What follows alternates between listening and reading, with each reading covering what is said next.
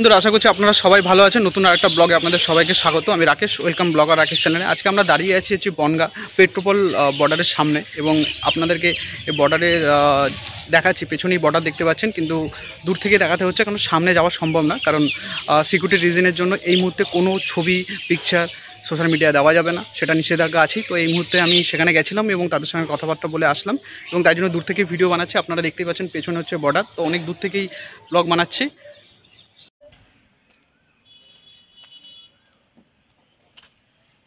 চারিপাশটা দেখতে পাচ্ছেন কীরকম পুরো শুনশান, পুরো বর্ডারে কিন্তু খুবই ভালো সিকিউরিটি রাখা হয়েছে। যেটি আমি আপনাদেরকে দেখাচ্ছি বনগাঁ বর্ডারের সামনে একদম পুরো ফাঁকা রয়েছে।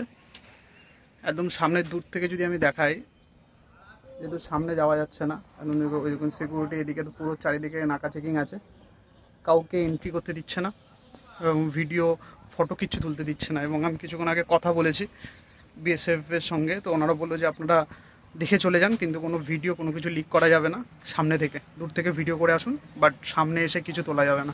দেখতেই পাচ্ছেন পুরো ফাঁকা জায়গাটা। এই সময় কিন্তু এই জায়গাটা প্রচুর পরিমাণে ভিড় থাকে, কিন্তু ফাঁকা আছে মানে বুঝতেই পেরেছেন দেশে যেহেতু এখন এই সময়, তো আমরাও অবশ্যই এই জিনিসটাকে মেনে চলবো। কোনো ভিডিও বিএসএফের কোনো ভিডিও বা কিছু আমরা সোশ্যাল মিডিয়ায় দেবো না। তো দূর থেকে আপনাদেরকে দেখানোর চেষ্টা করছি। সামনেই আপনারা দেখতে পাচ্ছেন একদম পুরো ইন্ডিয়া বাংলাদেশের বর্ডার।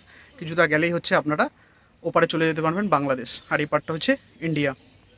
দেখুন একটু কাছ থেকে যাচ্ছি, আপনাদেরকে দেখাচ্ছি। এই সামনে হচ্ছে বর্ডার, অনেকটাই দূরে আছে, বাট অনেক দূর থেকে ভিডিও করতে হচ্ছে। ওর পরেই হচ্ছে বাংলাদেশ। আমি এখন ইন্ডিয়া দাঁড়িয়ে আছি, আর ওপরটা পাশটা হচ্ছে বাংলাদেশ। এটা হচ্ছে ইন্ডিয়া এবং বাংলাদেশের একদম পুরো ফ্রন্ট গেট। এখান থেকে এপার ওপার মানুষরা যাতায়াত করে।